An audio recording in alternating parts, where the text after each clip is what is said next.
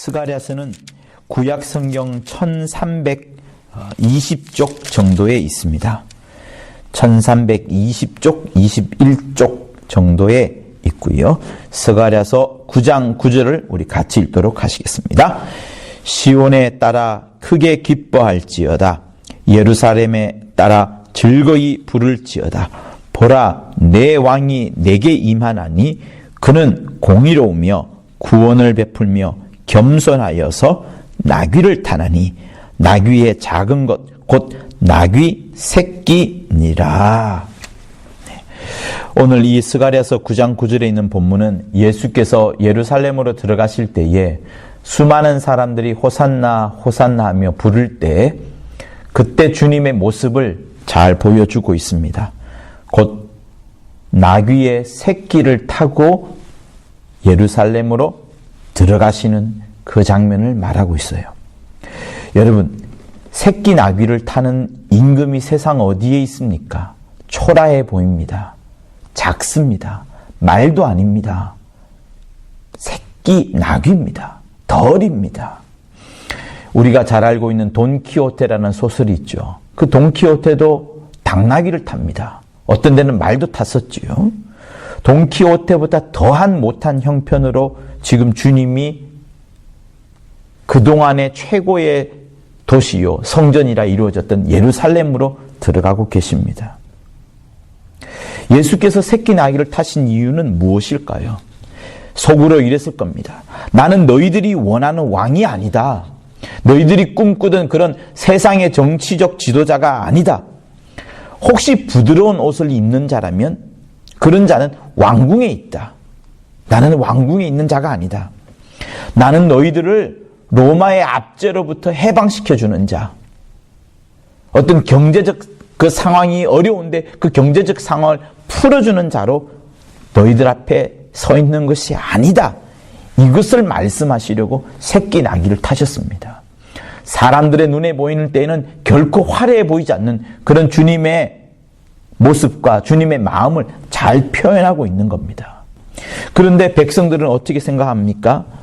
예수의 그런 마음을 굉장히 실망합니다. 호산나 호산나 하면서 종려나무를 들고 막 주님을 반겼지만 예수께서 자기들이 원하는 모습으로 왕이 되려고 하지 않았을 때에 백성들은 오히려 예수를 욕했고요. 죽이려고 했습니다. 우리가 당신을 로마로부터 우리를 구원할 자로 바랐건만 왜 당신은 하면서 쯧쯧쯧 하면서 애석해했습니다. 우리의 기도에 응답하는 메시아는 과연 어디 있는가? 라고 그들은 두루두루 살펴보았습니다. 주여, 우리는 하늘나라 모릅니다. 당신은 하늘나라를 이 땅에서 말하지만 우리는 이 땅에서 경제적 문제가 해결이 되고 로마의 압제로부터 벗어나는, 마치 다윗이 이 나라를 다스릴 때에 그 성군 정치를 했던 것처럼 우린 그런 자를 원하는 것이지 당신이 말하는 하늘나라 우린 잘 모릅니다. 라면서 오히려 부정적인 태도를 보였던 것들이 예루살렘의 백성들이었습니다.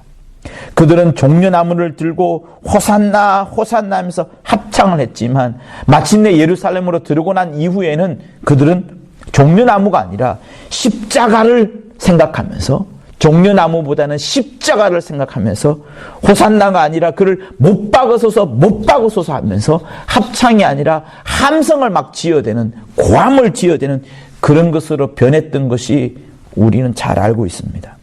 그런데 여러분, 이스라엘 사람들이 당시에 그랬던 것처럼 현대에 주님이 막상 이 자리에 오신다 그러면, 이 현대라는 세계 속으로 들어온다 그러면 과연 우리도 그러하지 않을까요?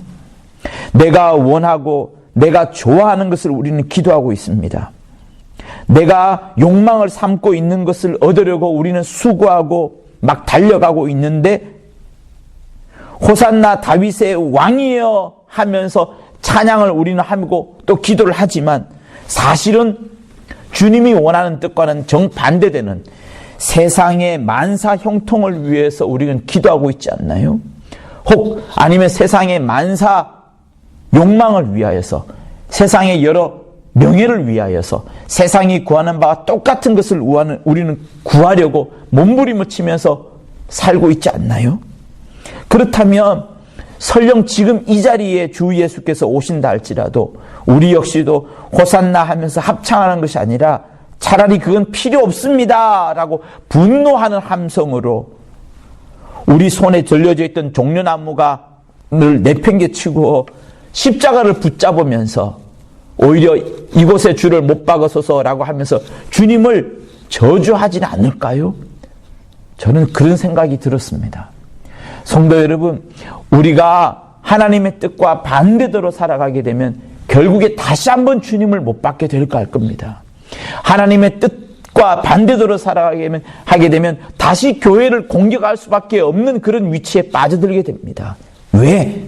원수가 그것을 노리기 때문에 그러합니다. 그러므로 여러분, 우리의 모든 욕망과 탐욕을 제일 먼저 깨뜨리시려고 예수께서 처음으로 우리에게 보여준 그 첫 비유가 무엇인가 하면 십자가에 달리시기 전에 말이에요. 제자들을 막 꾸짖기 이전에 말이에요. 여러 예언의 말씀들을 주께서 말씀하기 이전에 먼저 우리에게 욕망과 탐욕을 못 박으라 라면서 우리의 마음을 깨뜨리신 그것이 바로 새끼 나귀를 타신 주님의 모습, 나귀 새끼를 타신 주님의 모습인 겁니다. 그러므로 이 말씀을 우리가 볼 때에 곧 예수께서 예루살렘 성전으로 들어갈 때 새끼 나귀를 타신 모습을 보고서 우리는 즉시로 깨달아야 되는 것이 우리는 욕망과 탐욕을 못 박아야 되겠구나. 그분은 겸손의 왕이시니까 그 겸손의 왕이 가장 싫어하는 것을 우리 역시도 싫어해야 되겠구나 라고 생각을 해야 하는 겁니다. 그분은 겸손의 왕이십니다. 천국은 그분이 들어가셨고 우리 역시도 겸손한 자들만, 우리 중에 겸손한 자들만 천국에 들어갈 겁니다.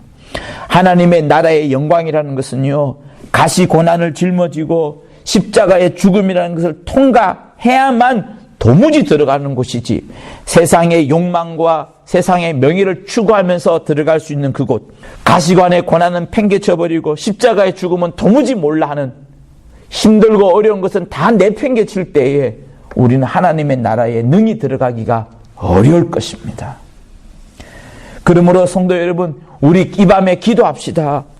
내 모든 미래의 삶이 정말 주님이 새끼 나귀를 타셨던 것처럼 겸손해질 것을 위하여서, 낮아질 것을 위하여서 십자가를 짊어지고 가는 만큼 정말 세상의 명예와 세상의 욕망의 탐욕을 다 못 박아버리고요, 오직 우리는 주님이 걸어가신 길을 똑같이 걸어갈 수 있을 만큼 겸손한 자로 살아갈 것을 위하여서, 정말로 겸손한 자로 살아갈 것을 위하여서, 이 땅의 영광이 아니라 하나님의 나라의 영광을 구하는 자로 살아갈 것을 위하여서 간절히 기도하는 여러분 되실 것을 예수 이름으로 부탁을 드립니다.